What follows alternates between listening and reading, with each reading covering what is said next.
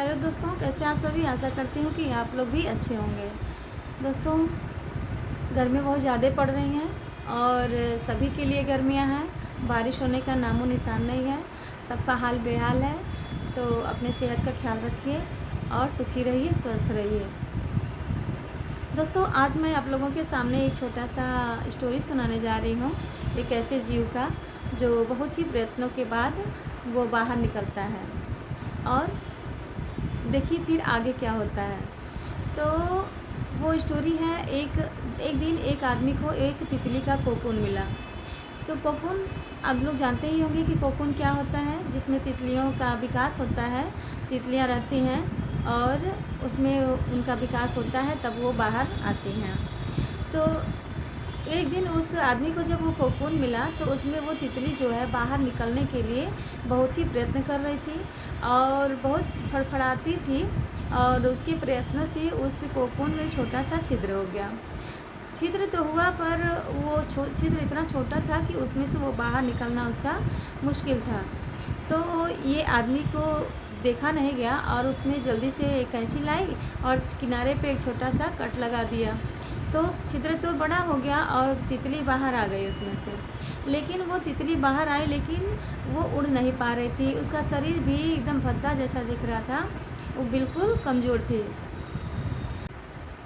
दरअसल प्रकृति ने उसे कोकून के भीतर से बाहर आने के लिए संघर्ष करने के दौरान जो उसके शरीर में शारीरिक बनावट और शारीरिक शक्ति को बढ़ाने और उसके पंखों में जान आने और शरीर को सही आकार देने में कोकून उसकी मदद करता है।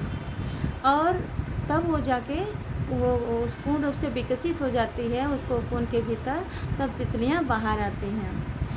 लेकिन ये आदमी जो है उसके विकास में रोड़ा बन गया।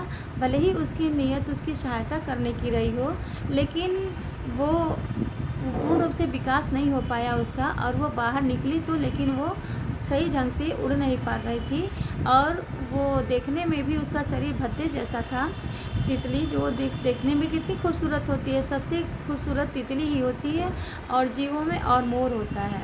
लेकिन तितली जो है उसके विकास होने से पहले ही वो बाहर आ गई उस आदमी की वजह से, जिस वजह से वो उड़ नहीं सकती थी और उसका विकास पूर्ण रूप से नहीं हुआ था।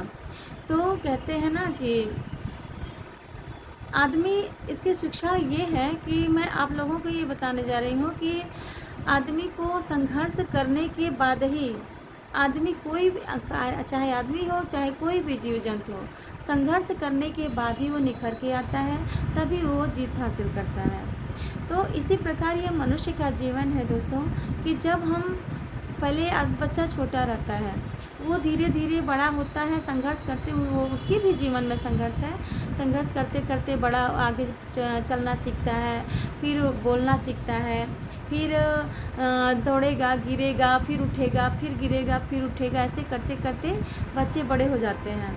वही इसी प्रकार हमारा जीवन है। इस दुनिया में जो भी जीव जंतु आए हैं, सभी लोगों को संघर्ष करना पड़ता है, और संघर्ष करने के अपने ही बल पे जो आदमी संघर्ष करता है, अपने बलबूते पे जो मेहनत करके कुछ हासिल करता है, वही कामयाब होता है और वही इस दुनिया में अपना नाम रोशन करता है, अपनी जगह बना लेता है, अपनी पहचान बनाता है। मिलते हैं अगले वीडियो में, तब तक के लिए बाय।